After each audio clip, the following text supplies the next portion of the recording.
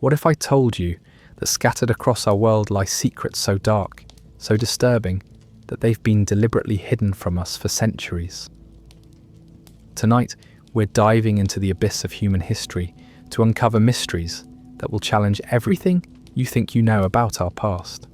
From ancient flying machines that defy explanation, to biblical texts too horrifying for modern eyes, these aren't just stories. They're glimpses into a reality far stranger than fiction.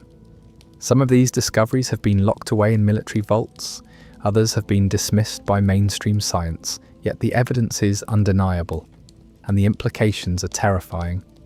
So get comfortable and relax as you descend into the darkness with me. But first, let me know where you're watching from and what's your current time. Also, you will have incredible luck if you like and subscribe before we start our journey into these unsolved mysteries. The Angel of the Abyss. In the deepest vaults of ancient scripture lies a figure so terrifying that most religious scholars refuse to speak its name.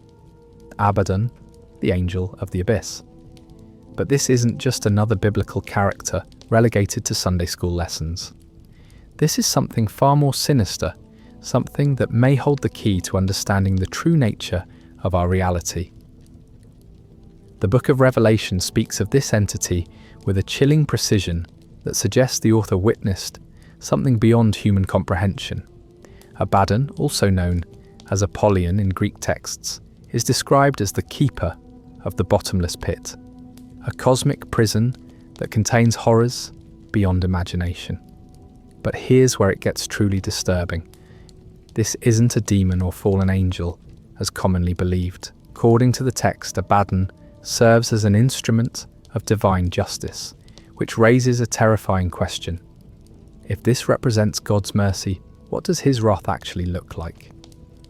The ancient Hebrew name Abaddon literally translates to destruction or place of destruction. But recent archaeological discoveries have revealed something far more complex. Cuneiform tablets discovered in the ruins of ancient Babylon describe a similar entity, a cosmic judge who emerges when the boundaries between dimensions grow thin. These weren't religious metaphors.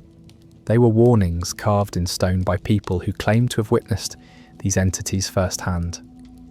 What makes this even more disturbing is the description of Abaddon's army.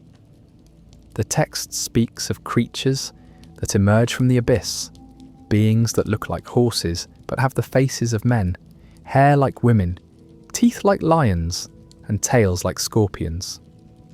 They wear what appears to be armour made of iron, and the sound of their wings is like the thundering of many chariots rushing into battle. For 5 months, these creatures are given permission to torture humanity, but specifically forbidden from killing anyone. Think about that for a moment. An organised, methodical torture campaign lasting exactly 5 months, carried out by beings that seem to blend organic and mechanical elements.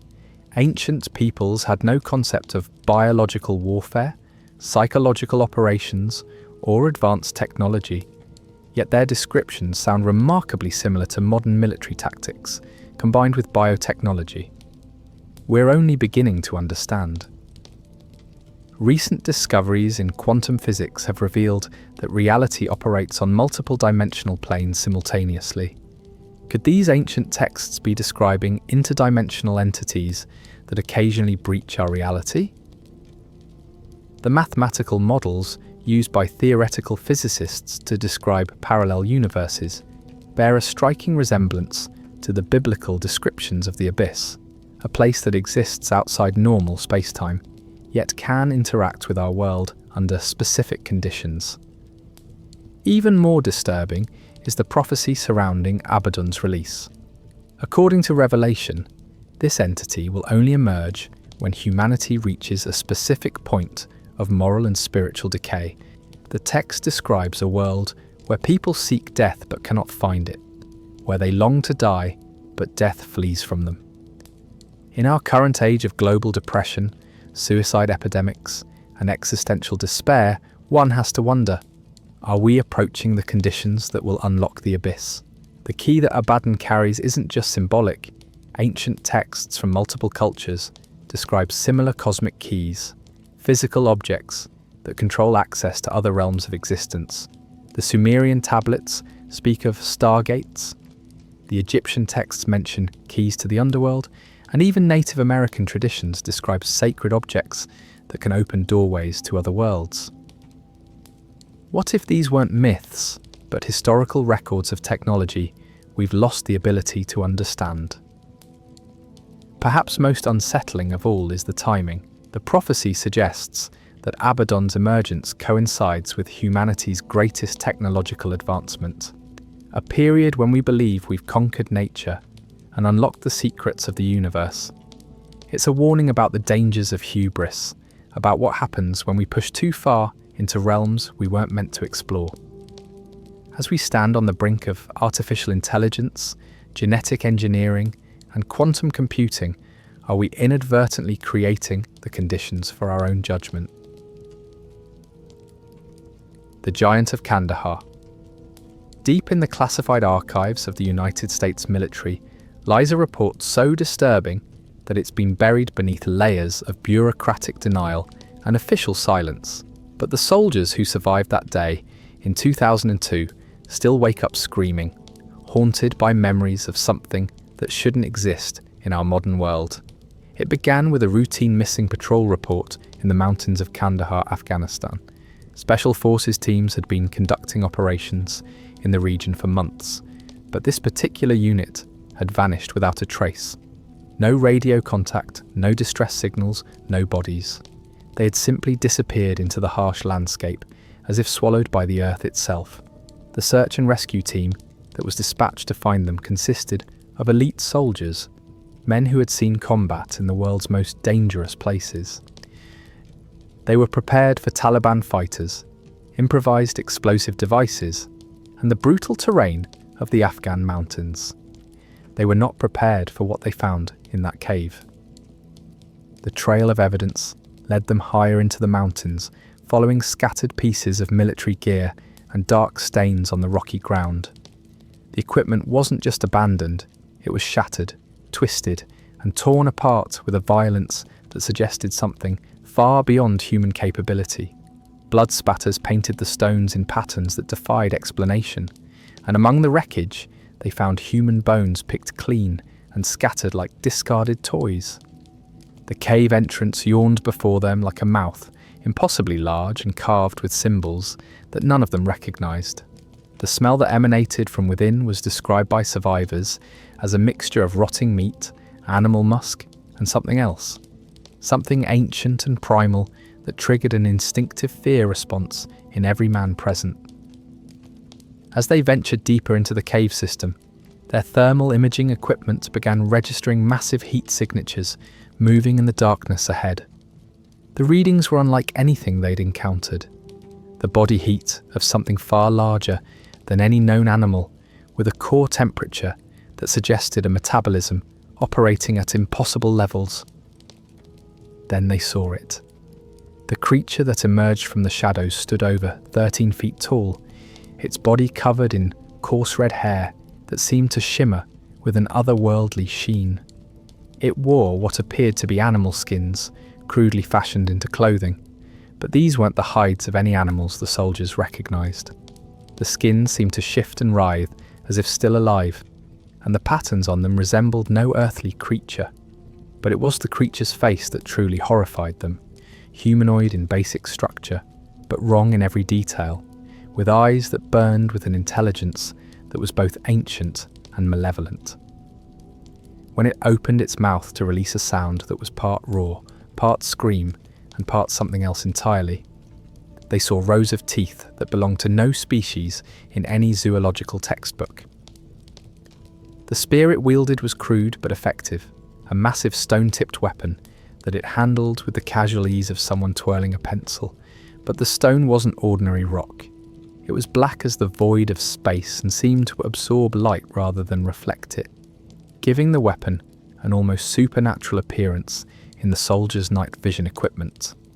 The attack came without warning. The creature moved with a speed that defied its massive size, covering the distance between them in a single bound, that should have been physically impossible.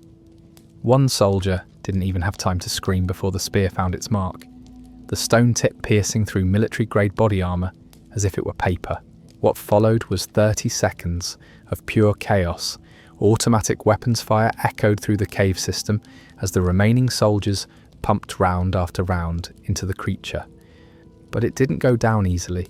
Even as bullets tore through its flesh, it continued fighting with a ferocity that suggested it felt no pain, or perhaps experienced pain differently than any earthly creature. When the creature finally collapsed, the silence that followed was deafening.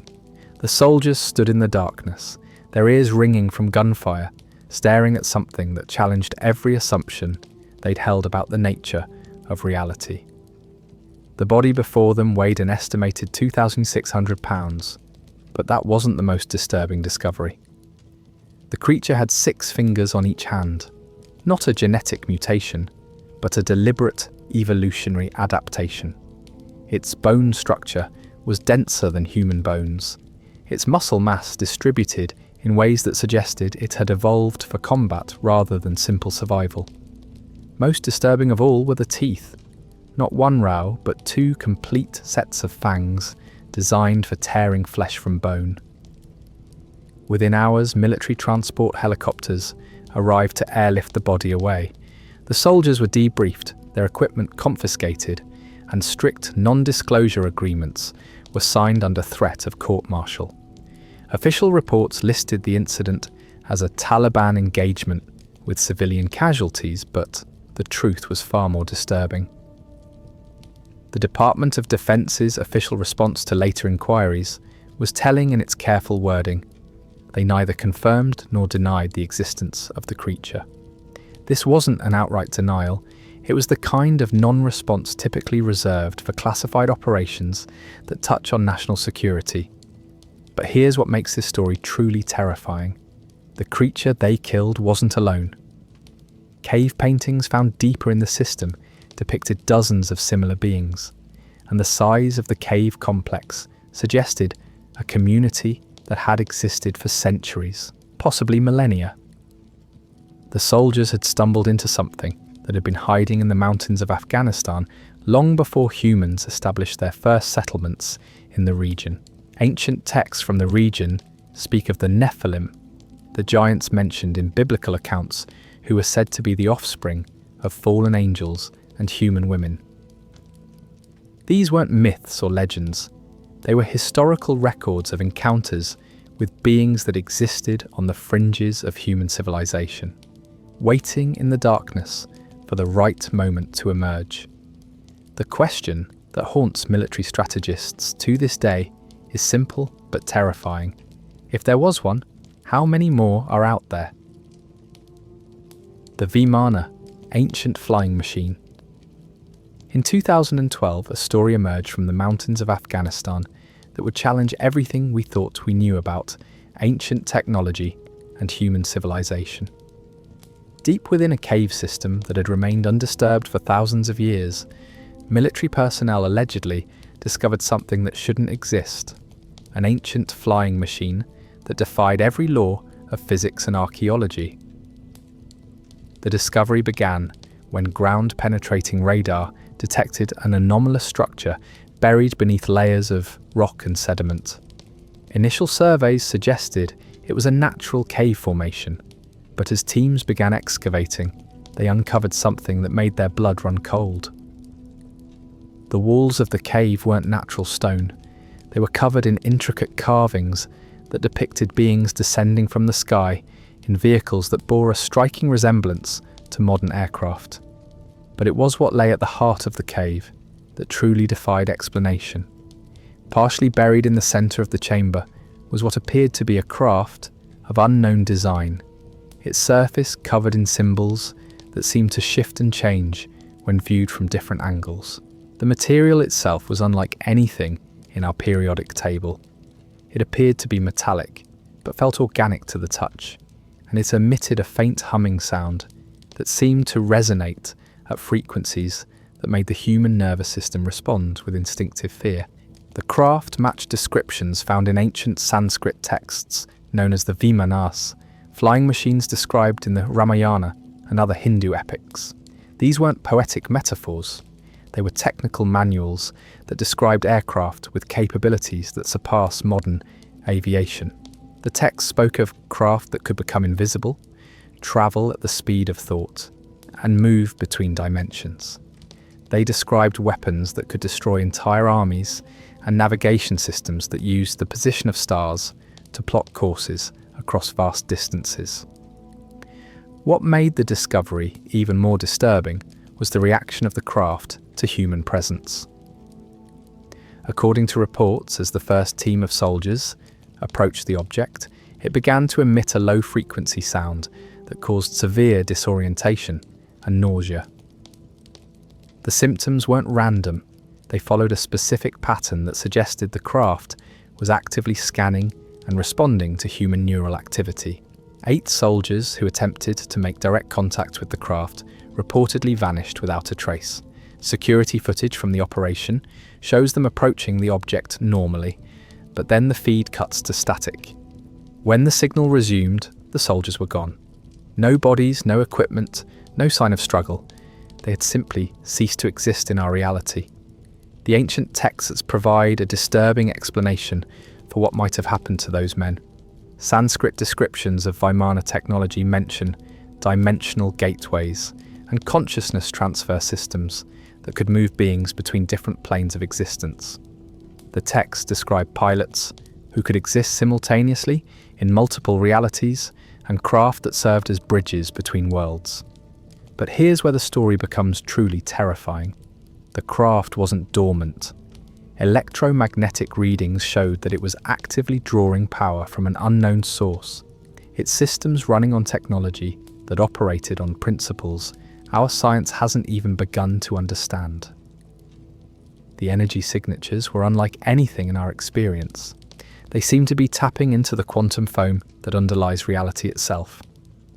Analysis of the cave paintings revealed something even more disturbing. The images depicted not just the craft, but its occupants, beings that appeared to be human, but possessed elongated skulls, enlarged eyes, and 6-fingered hands. These weren't artistic interpretations. They were technical drawings that showed anatomical details with surgical precision. The beings were shown operating complex control systems, but more disturbing still, they appeared to be interfacing directly with the craft's systems through neural connections. The implications are staggering. If these depictions are accurate, then we're looking at evidence of a civilization that achieved technological singularity thousands of years ago, a merger of consciousness and machine that allowed them to transcend the limitations of physical existence. The craft wasn't just a vehicle, it was a living entity that responded to thought and emotion. Recent discoveries in quantum mechanics have revealed that consciousness might be a fundamental force of the universe, capable of influencing reality at the subatomic level. The ancient texts describe technology that seems to harness this principle, using focused consciousness to manipulate matter and energy in ways that appear magical to our current understanding. What happened to the original civilization that built these craft? The Sanskrit texts provide a chilling answer. They describe a great war fought with weapons that could split atoms and tear holes in space-time itself. The civilization that created the Vimanas didn't just disappear, they destroyed themselves with their own technology, leaving only scattered remnants of their achievement buried in remote corners of the world. The modern implications are terrifying. If we're now approaching the same level of technological sophistication that destroyed the previous civilization, are we destined to repeat their fate? The craft in the Afghan cave might not be an archaeological curiosity. It might be a warning, a message from the past about the dangers of pushing too far into realms of knowledge that we're not spiritually prepared to handle. The military's response to the discovery was swift and decisive. The entire operation was classified at the highest levels. The cave was sealed, and all personnel involved were transferred to different assignments. But the questions remain. How many more of these craft are hidden around the world, and what will happen when they all begin to reactivate? The ancient texts suggest that the Vimanas were programmed to respond to specific cosmic events, alignments of planets, solar storms, or changes in the Earth's magnetic field. As we enter a period of unprecedented cosmic activity, with our solar system passing through new regions of space, and our planet's magnetic field showing signs of instability, we might be triggering conditions that will awaken technologies we're not prepared to face. The 8 soldiers who vanished might not be dead. They might be trapped in a reality where time moves differently, where consciousness exists independently of physical form, where the boundaries between dimensions blur and shift. And if the craft is still active, still drawing power from unknown sources, it might be preparing for something that will make its previous awakening look like a gentle nudge. The question that haunts researchers is simple but terrifying. What happens when ancient technology meets modern ignorance? The Book of Giants, hidden among the Dead Sea Scrolls, discovered in caves that had been sealed for over 2,000 years, lies a text so disturbing that mainstream religion has done everything possible to suppress its existence. The Book of Giants isn't just another apocryphal writing, it's a detailed account of the world before the Great Flood, a world where beings of immense size and power ruled over humanity with an iron fist. This isn't the sanitized version of ancient history you learned in school. This is the raw, unfiltered truth about a period in human history so dark and violent that God himself decided to wipe it from existence. But the survivors of that cataclysm left records, and those records tell a story that will change everything you think you know about the nature of good and evil. The text begins with a simple but chilling premise. The Nephilim, the giant offspring of fallen angels and human women, had grown so powerful and corrupt that they threatened to destroy all life on Earth. These weren't just large humans, they were hybrid beings that possessed abilities that defied natural law. They could manipulate matter with their minds, commune with entities from other dimensions, and their very presence caused reality to bend and warp around them. The Book of Giants describes these beings with a clinical precision that suggests the author witnessed their power firsthand. They stood between 15 and 30 feet tall, their bodies covered in a thick, almost metallic skin that could deflect weapons and resist temperature extremes. Their eyes burned with an inner fire that could see across vast distances and peer into the hearts of men. Most disturbing of all, they possessed what the text calls the knowledge of the depths, understanding of technologies and forces that humanity was never meant to possess. But here's where the story becomes truly horrifying. The giants weren't content to simply rule over humanity. They began experimenting with the very fabric of life itself, creating hybrid creatures that served as their slaves and soldiers. The text describes animals that spoke with human voices, plants that moved and hunted like predators, and beings that existed partially in our world and partially in realms beyond human comprehension. The giants had learned to harness what we would now recognize as genetic engineering, but on a scale that makes modern biotechnology look like child's play. They created entire ecosystems of modified organisms, each designed to serve their purposes. Forests that could think and communicate, oceans filled with creatures that served as living surveillance networks, and mountains that had been hollowed out and converted into massive technological complexes. The prophet Enoch, according to the text, was granted visions of the true scope of the giants' corruption. He saw cities that floated in the sky, powered by technologies that drew energy from the suffering of their human captives. He witnessed rituals where the giants would sacrifice thousands of humans to entities that existed in the spaces between dimensions, trading human souls for ever greater power and knowledge. But the most disturbing aspect of the Book of Giants is its description of the giants' ultimate goal. They weren't content with ruling the earth. They wanted to storm the gates of heaven itself, to challenge God's authority and claim dominion over all of creation. The text describes massive towers that reach toward the sky, not built of stone and mortar, but of living flesh and captured souls, each one a conduit for channeling the giants' collective will toward the celestial realm. The implications are staggering. If the text is accurate, then the Great Flood wasn't just divine punishment for human wickedness. It was a desperate military intervention to prevent the giants from achieving their goal of cosmic conquest. The waters that covered the earth weren't just for cleansing. They were a weapon designed to disrupt the giants' technology and sever their connection to the otherworldly entities that empowered them. But here's the most terrifying part. The text suggests that not all of the giants were destroyed. Some escaped the flood by retreating to underground cities or by transferring their consciousness into other forms. The Book of Giants describes a network of hidden facilities where the giants' knowledge and technology were preserved, waiting for the right moment to emerge and reclaim their dominion over the world. Recent archaeological discoveries have uncovered evidence that supports the text's claims. Megalithic structures around the world show signs of construction techniques that our modern engineering can't explain. Underground complexes have been discovered that extend for miles beneath major cities. Their purpose is unknown, but their scale suggesting they were built by beings of immense power and ambition. The Book of Giants also provides disturbing insights into the nature of evil itself. The text suggests that the giants' corruption wasn't just moral, it was ontological.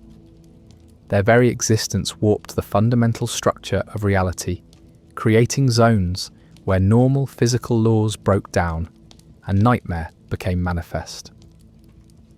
The text describes areas where time moved differently, where space folded in on itself, and where the boundaries between life and death became meaningless.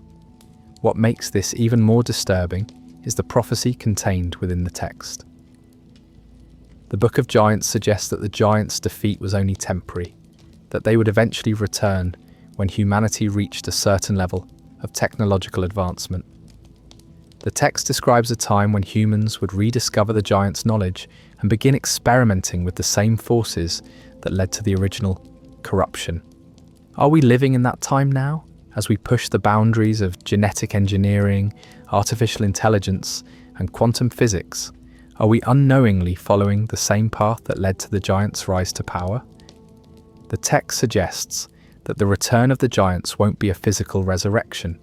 It will be a spiritual and technological reawakening, as humanity itself becomes infected with the same corruption that once threatened to destroy all of creation.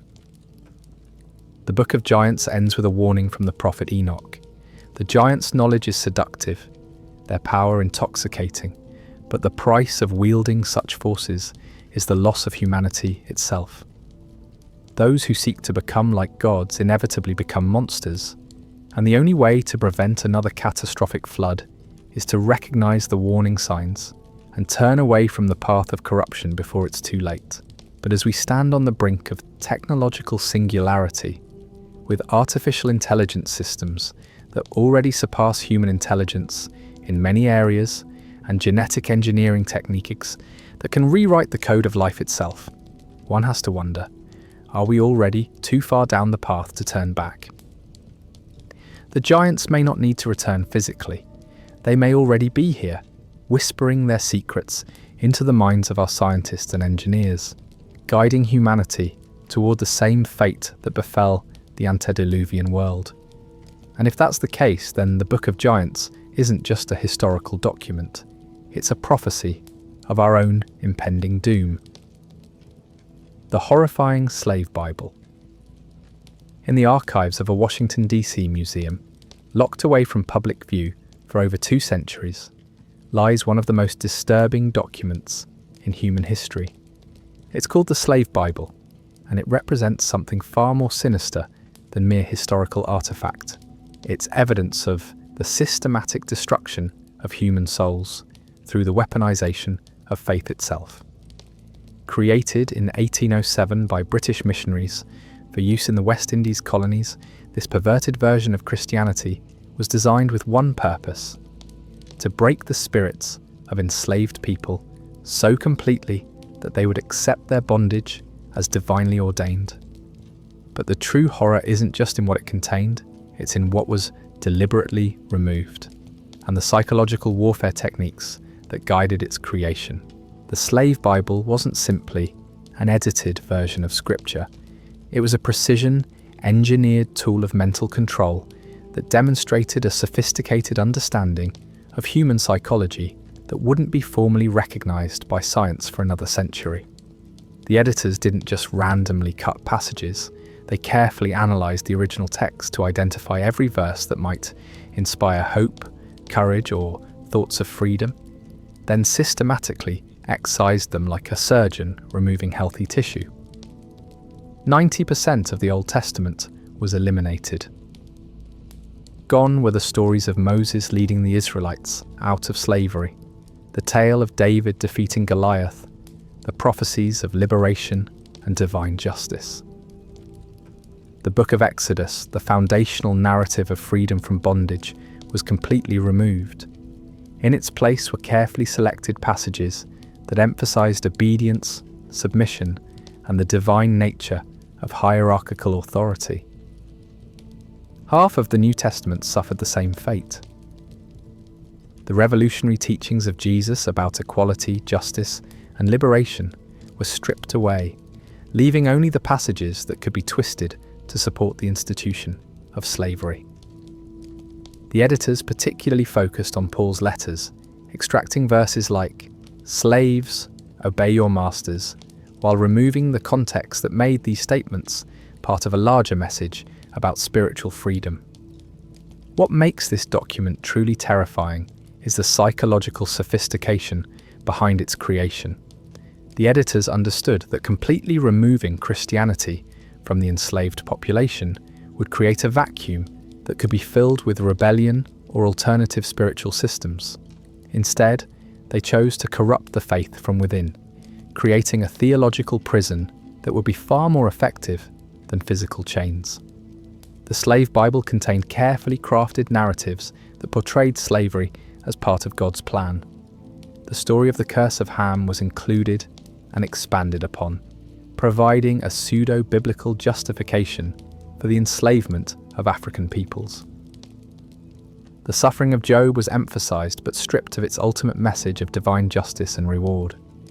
The enslaved were taught to see their condition as a test of faith, with the promise that obedience in this life would be rewarded in the next. But the true evil of the Slave Bible lay in its use of fear as a control mechanism.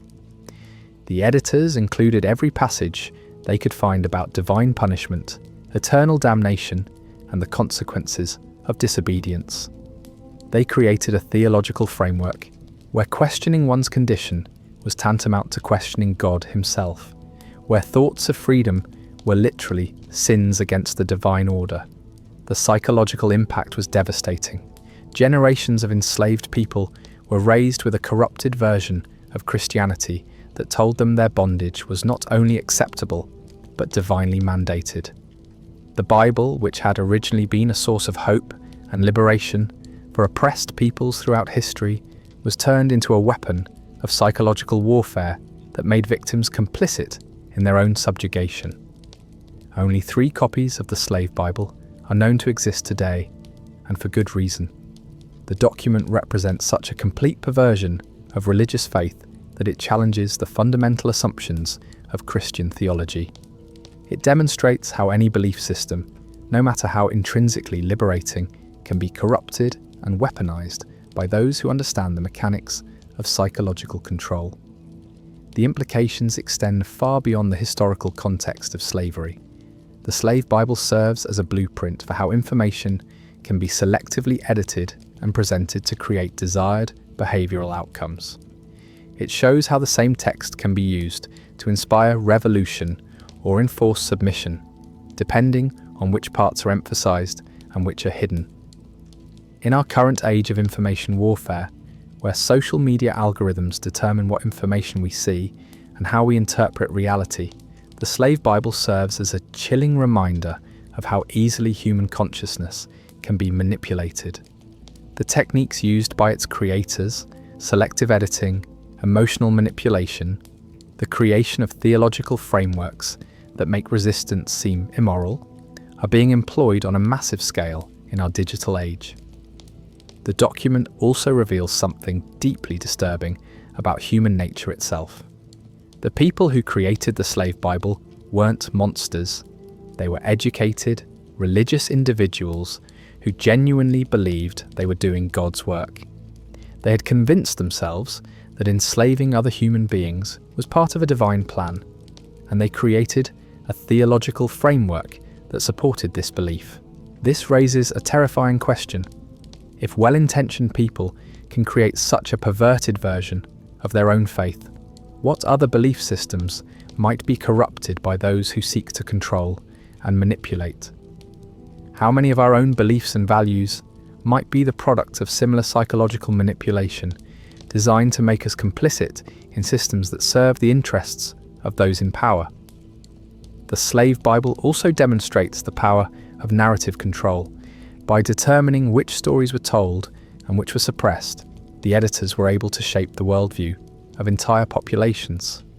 The enslaved people who grew up with this corrupted version of Christianity had no way of knowing that crucial parts of their faith had been deliberately removed.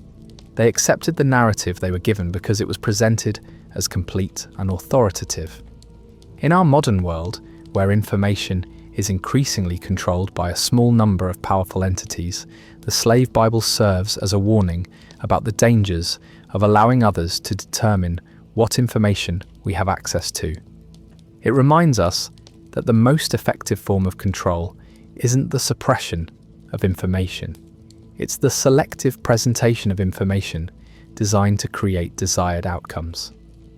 The 3 remaining copies of the Slave Bible are kept under tight security, not because they're valuable artifacts, but because they represent something far more dangerous than historical curiosity. They're evidence of humanity's capacity for evil, proof that any belief system can be corrupted and weaponized by those who understand the mechanics of psychological control. As we enter an age where artificial intelligence systems are beginning to curate and present information to billions of people, the Slave Bible serves as a crucial reminder of what happens when the power to control narrative falls into the wrong hands. The enslaved people of the 18th and 19th centuries had no choice in what version of Christianity they were taught, but we still have the power to seek out complete information, to question the narratives we're presented with, and to resist the psychological manipulation that seeks to make us complicit in our own spiritual enslavement. The question is, will we use that power, or will we allow ourselves to become the next generation of victims of a new kind of Slave Bible, one written not in physical books but in the algorithms that increasingly determine what we see, think, and believe?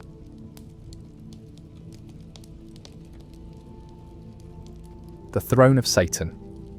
In the heart of Berlin, housed within the prestigious Pergamon Museum, sits an artifact so disturbing that early Christians believed it was the literal throne of Satan himself. The Great Altar of Pergamon isn't just an ancient relic, it's a gateway to understanding how evil embeds itself within the very centres of civilization, disguising itself as culture, art and progress. This massive stone structure, originally built in the 2nd century BC in the ancient city of Pergamon, represents far more than Hellenistic architecture. It's a monument to the systematic corruption of human society, a physical manifestation of how darkness can masquerade as light, how evil can present itself as the pinnacle of human achievement. The Book of Revelation specifically mentions Pergamon as the place where Satan has his throne, and when you understand the history of this city, the reference becomes chillingly clear. Pergamon wasn't just any ancient city, it was the centre of emperor worship, the place where the cult of divine kingship reached its most elaborate and blasphemous expression. It was here that human beings first began to systematically worship other human beings as gods, creating a theological framework that would echo through the history in every totalitarian regime that followed. The Great Altar itself was dedicated to Zeus, but the rituals performed there went far beyond simple religious observance. Ancient texts describe ceremonies where thousands of animals were sacrificed, their blood flowing down the altar's steps in rivers of crimson. But the true horror wasn't in the animal sacrifices, it was in the human sacrifices that took place during the most important religious festivals, when the boundary between the human and divine was deliberately blurred through acts of ritualistic murder. The altar's frieze depicts the Gigantomachy, the mythological battle between the gods and the giants. But scholars who have studied the symbolism in depth have discovered that this isn't just a decorative motif. It's a theological statement about the nature of power and authority.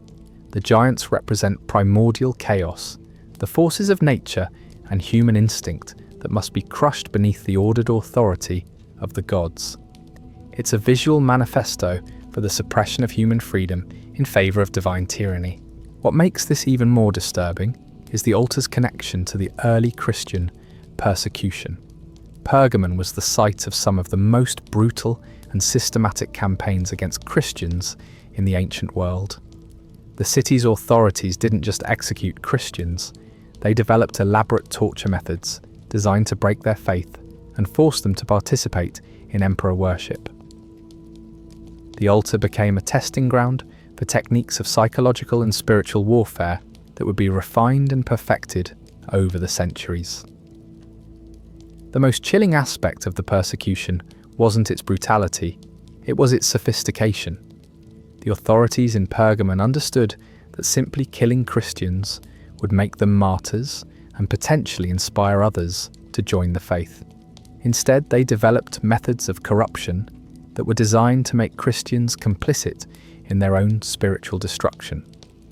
They would force believers to participate in seemingly innocent civic ceremonies that were actually religious rituals, gradually drawing them into emperor worship without their full awareness. But the true horror of the throne of Satan isn't in its ancient history, it's in its modern relevance. The altar was excavated by German archaeologists in the 19th century and transported to Berlin, where it was reconstructed in the Pergamon Museum. The timing of this reconstruction is significant. It coincided with the rise of German nationalism and the development of ideologies that would eventually lead to the Third Reich. Some historians have noted the uncanny parallels between the altar's original function and the later development of Nazi ideology.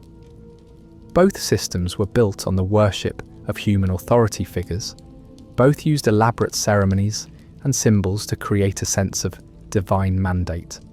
And both systematically persecuted religious minorities who refused to participate in state-sanctioned worship. The altar's presence in Berlin during the Nazi era wasn't coincidental. The building that housed it was designed by the same architects who would later create the monumental structures of the Third Reich. The symbolism was clear. The ancient throne of Satan had found a new home in the heart of a regime that would take the persecution of believers to unprecedented levels. But the story doesn't end with the fall of the Nazi regime. The altar survived the bombing of Berlin and was eventually moved to its current location in the Pergamon Museum, where it continues to attract millions of visitors each year. Most come as tourists, admiring the artistic achievement and historical significance of the piece. But some come for darker reasons, drawn by the altar's reputation as a focal point for occult activity. Modern occultists and Satanists have long considered the altar to be a powerful spiritual centre, a place where the veil between the physical and spiritual worlds is thin. There have been numerous reports of strange phenomena in the museum, visitors experiencing sudden illness, electronic equipment malfunctioning, and an overwhelming sense of dread that seems to emanate from the altar itself. The altar's influence extends beyond the museum walls. Berlin has become a centre for occult activity, with numerous groups claiming to draw power from the altar's presence. Some conspiracy theorists argue that the altar's location in the German capital isn't coincidental, that it continues to serve as a focal point for the kind of authoritarian impulses that led to the Nazi regime. What makes the throne of Satan truly terrifying is what it represents about the nature of evil itself. This isn't some crude demonic presence lurking in the shadows. It's evil disguised as culture, as art, as historical achievement. It's the kind of evil that presents itself as enlightenment, that draws people in with promises of beauty and knowledge while gradually corrupting them from within. The altar serves as a reminder that evil doesn't always announce itself with obvious symbols and dramatic confrontations. Sometimes it presents itself as the pinnacle of human achievement, as something worthy of admiration and preservation. It hides in plain sight in our museums and cultural institutions, slowly influencing the consciousness of everyone who encounters it. The most disturbing aspect of the throne of Satan is that it forces us to confront an uncomfortable truth. Evil isn't always ugly. Sometimes it's beautiful, sophisticated, and culturally significant. Sometimes it's the very thing we're told we should appreciate and respect, and sometimes, by the time we recognize it for what it truly is, it's already too late to escape its influence. As millions of people continue to visit the altar each year, admiring its artistic achievement and historical significance, one has to wonder, are they simply viewing a museum piece, or are they unknowingly participating in a ritual that has been continuing for over 2,000 years? The throne of Satan doesn't need active worshippers. It simply needs people who are willing to admire evil when it's presented in an aesthetically pleasing package. The Devil's Book. In the winter of 1692, in the frozen village of Salem, Massachusetts, a terror gripped the community that would claim the lives of 20 innocent people. But this wasn't a terror born of superstition or mass hysteria. It was the result of a carefully orchestrated campaign of psychological warfare built around one of the most insidious concepts in human history: the Devil's Book. The Devil's Book wasn't a physical tome filled with dark spells and demonic incantations. It was something far more sinister, an invisible ledger that existed only in the minds of the accusers, a psychological weapon that could be used to destroy anyone, anywhere, at any time. No evidence was needed, no proof required. The mere accusation that someone had signed their name in the Devil's Book was enough to seal their fate. The concept was brilliantly evil in its simplicity. According to the prosecution, Satan maintained a registry of everyone who had pledged their soul to him. This book could not be seen by ordinary people, but those who had been touched by divine grace. The young girls who made the initial accusations could witness the spiritual realm where these transactions took place. They could see the devil himself presenting the book to his victims, compelling them to sign their names in blood. What made this psychological weapon so effective was its complete immunity to rational defense. How do you prove that you haven't signed an invisible book? How do you provide evidence of your innocence when the crime itself exists only in the spiritual realm? The very act of denying the accusation could be interpreted as proof of guilt. After all, wouldn't someone who had made a pact with Satan lie about it? The accusers described elaborate scenes of spiritual warfare that played out in parallel to the physical world. They claimed to witness the devil himself, appearing in various forms to tempt and coerce his victims. Sometimes he appeared as a black man, sometimes as a familiar figure from the community, sometimes as an animal or supernatural being. The book itself was described as bound in black leather, its pages filled with signatures written in blood, each name representing a soul claimed for eternal damnation. But the true horror of the Devil's Book wasn't in its supernatural elements, it was in how it was used as a tool of social control. The accusations followed clear patterns that had nothing to do with actual witchcraft, and everything to do with community politics, property disputes, and social tensions. Women who owned property, individuals who had challenged local authority, people who stood out in any way. These were the ones whose names were most likely to be found in the Devil's Book. The psychological impact on the community was devastating. Neighbours turned against neighbours, families were torn apart, and the social fabric of Salem began to unravel. The mere possibility that someone might be named as a witch created an atmosphere of paranoia and suspicion that poisoned every interaction.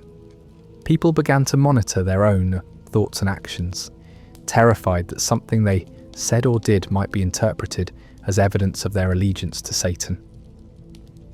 The examinations of the accused followed a predictable pattern designed to break down psychological resistance. The victims were subjected to hours of interrogation, often while being physically restrained or tortured. They were told that their only hope of salvation was to confess their guilt and provide the names of other witches. Those who maintained their innocence were pressured to admit that they had at least been tempted by the devil, that they had seen the book even if they hadn't signed it. What makes the Devil's Book even more terrifying is how it reveals the mechanics of mass psychological manipulation. The accusers weren't necessarily evil individuals. Many of them genuinely believed they were serving God by rooting out Satan's influence in their community. They had been conditioned to see spiritual warfare everywhere, to interpret normal human behaviour as evidence of demonic influence. The concept of the Devil's Book also served as a perfect mechanism for avoiding accountability. When the accusations began to spiral out of control, when prominent members of the community found themselves named as witches, the authorities could always claim that they were simply following the evidence wherever it led. They weren't making arbitrary decisions, they were responding to spiritual revelations that came from a higher authority. The most chilling aspect of the Salem witch trials is how they demonstrate the power of unfalsifiable accusations. The Devil's Book couldn't be disproven because it existed in a realm beyond physical evidence. This created a closed logical system where accusation became proof, where the inability to provide evidence of innocence was itself evidence of guilt. The trials only ended when the accusations began to threaten the social elite of Massachusetts.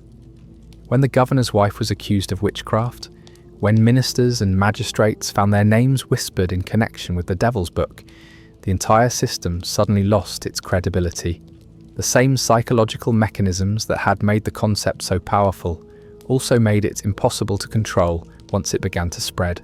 But the legacy of the Devil's Book extends far beyond Salem. The concept represents a template for how societies can be manipulated through the creation of invisible threats that can't be disproven or rationally defended against. Every totalitarian regime in history has used similar techniques. The creation of crimes that exist only in the minds of the accusers, the use of unfalsifiable evidence, the transformation of neighbours into informants. In our modern age of social media and cancel culture, the Devil's Book has found new life. The mechanisms are the same. Accusations that can't be disproven, evidence that exists only in the subjective interpretation of the accusers, the creation of a social atmosphere where people monitor their own thoughts and actions out of fear of being denounced. The names have changed, but the psychological warfare remains the same. The most disturbing aspect of the Devil's Book is how it reveals the human capacity for evil disguised as righteousness. The people who destroyed lives in Salem weren't motivated by malice. They genuinely believed they were serving God, protecting their community and fighting against the forces of darkness. They were convinced that their actions were not only justified, but morally required. This raises a terrifying question about our own time. What invisible books are we creating? What unfalsifiable accusations are we accepting as proof of guilt? What psychological weapons are we wielding against our neighbours and communities, all while convincing ourselves that we're fighting for justice and truth? The Devil's Book serves as a reminder that the most dangerous evil isn't the kind that announces itself with obvious symbols and dramatic confrontations. It's the kind that disguises itself as moral righteousness, that convinces good people to do terrible things in the name of protecting their communities and values. As we live in an age where accusations can destroy lives instantly, where social media mobs can form and disperse in hours, where people are expected to prove their innocence against charges that exist only in the realm of perception and interpretation, we might ask ourselves, are we living through our own witch trials?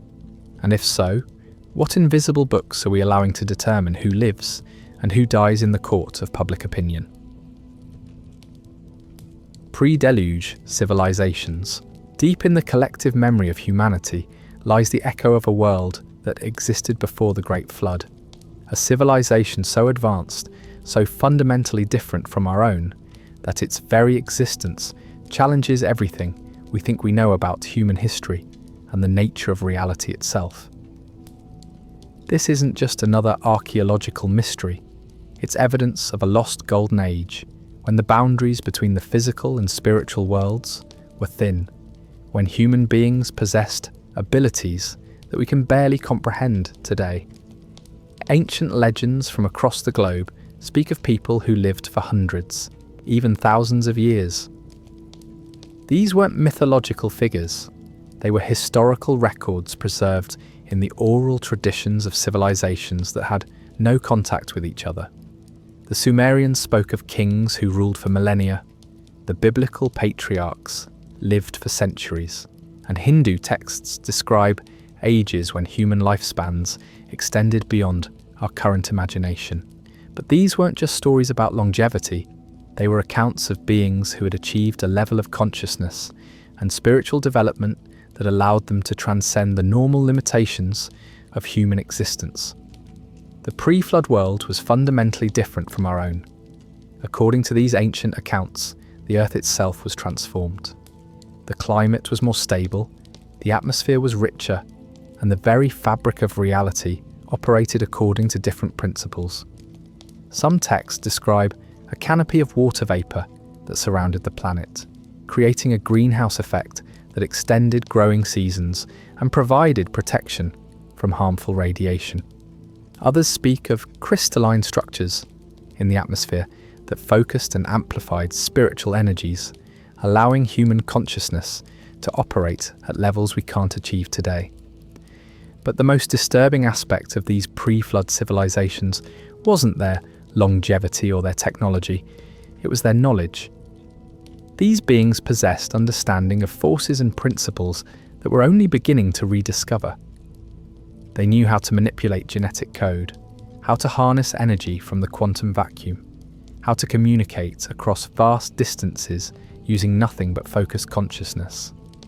They had achieved what we would now call technological singularity, but they had done it through spiritual development rather than mechanical invention.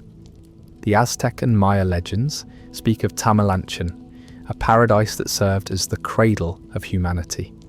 This wasn't just a mythological garden, it was a real place where the first humans were created and educated by beings of immense wisdom and power. The location is described as being in the Mexican highlands or along the Gulf Coast, a place where the veil between dimensions was thin and contact with otherworldly entities was commonplace. But Tamalanchen wasn't just a place of beauty and harmony. According to the legends, it was also a center of learning, where humans were taught the secrets of creation itself. The beings who ruled this paradise possessed knowledge that allowed them to manipulate matter at the atomic level, to create life from inanimate substances, to travel between worlds using technology that operated on principles we don't understand. They were essentially gods, but gods who had once been human themselves. The texts describe a civilization that had achieved perfect integration between technology and consciousness. Their machines weren't separate from their operators. They were extensions of human will and intention. buildings that could change shape based on the needs of their inhabitants, transportation systems that responded to thought rather than physical control, communication networks that operated through shared consciousness rather than electromagnetic signals. What makes these accounts even more disturbing is their description of the pre-flood world's corruption. The beings who possessed this incredible knowledge and power gradually became corrupted by it. They began to see themselves as gods rather than servants of higher principles. They started experimenting with forces that were beyond their spiritual capacity to handle safely. They created hybrid beings, manipulated the genetic code of plants and animals, and opened doorways to dimensions that should have remained sealed.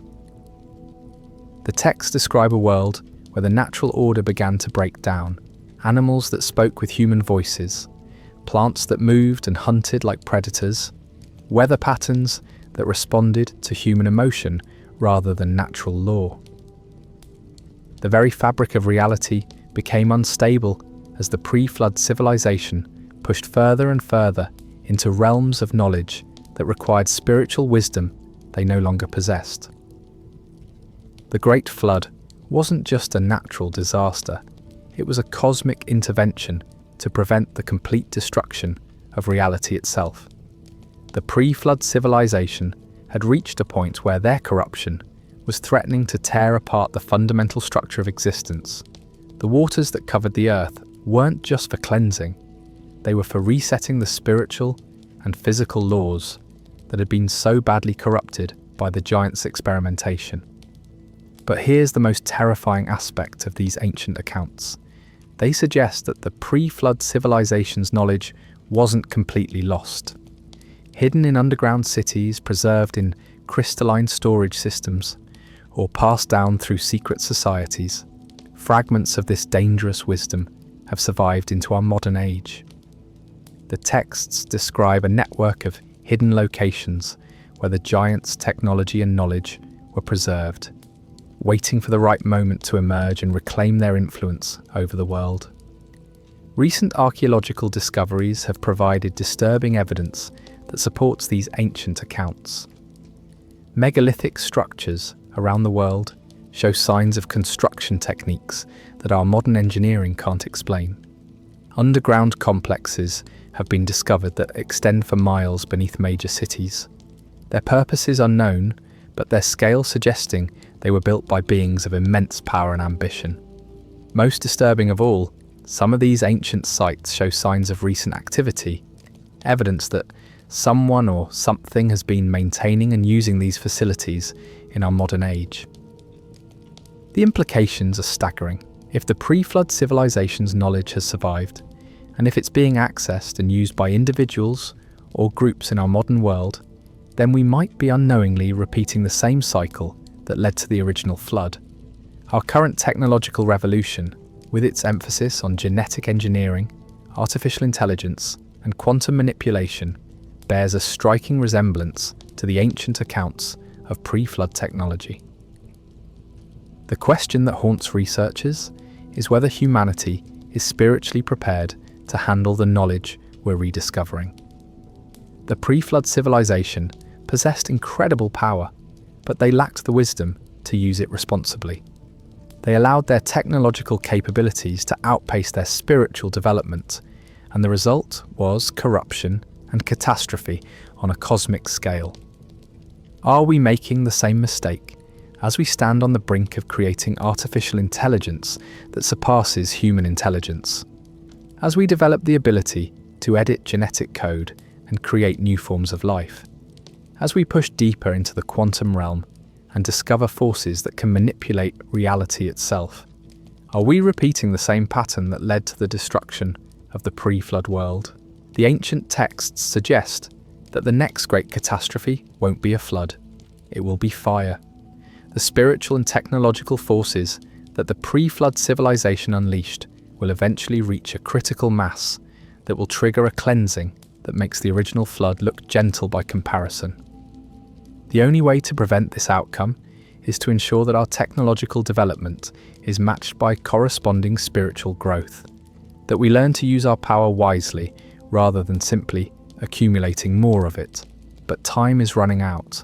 The same forces that corrupted the pre-flood civilization are at work in our modern world, and they're moving faster than ever before.